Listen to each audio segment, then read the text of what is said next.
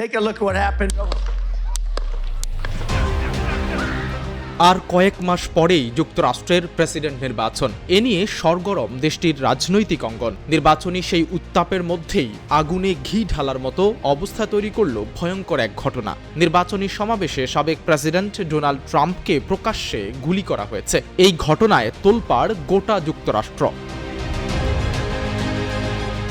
স্থানীয় সময় শনিবার সন্ধ্যা 6:15 দিকে পেনসিলভেনিয়ার এক নির্বাচনী প্রচারে হামলার শিকার হন আসন্ন মার্কিন প্রেসিডেন্ট নির্বাচনে রিপাবলিকান পার্টির প্রার্থী ডোনাল্ড ট্রাম্প। সর্বোচ্চ নিরাপত্তা বলয় ভেঙে তাকে কিভাবে গুলি করা হয়েছে তা নিয়ে লোমহর্ষক বর্ণনা দিয়েছেন নিরাপত্তা বাহিনীর সদস্যরা।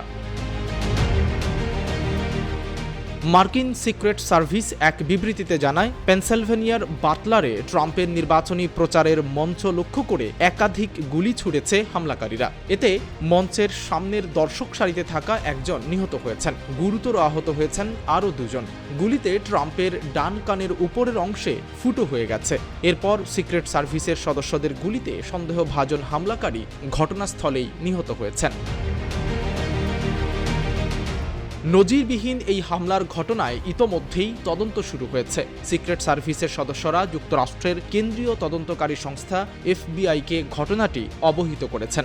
বিবিসির প্রতিবেদনের তথ্য বলছে, একতলা একটি ভবনের ছাদ থেকে গুলি করা হয়েছে। একাধিক প্রত্যক্ষদর্শী বিবিসিকে একথা জানিয়েছেন। ট্রাম্পের প্রচার শিবির জানিয়েছে, রিপাবলিকান পার্টির প্রেসিডেন্ট প্রার্থীকে চিকিৎসা দেওয়া হচ্ছে।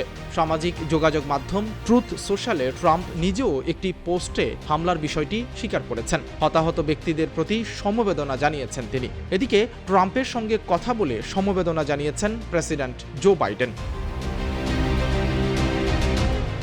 ঘটনার পর দ্রুত অ্যাকশন নেওয়ায় সিক্রেট সার্ভিস ও আইন শৃঙ্খলা রক্ষাকারী বাহিনীকে ধন্যবাদ জানিয়েছেন ডোনাল্ড ট্রাম্প। হামলাকারীরা গুলি ছোড়ার সঙ্গে সঙ্গে দ্রুতই পদক্ষেপ নেয়ার জন্য তিনি তাদেরকে ধন্যবাদ দেন।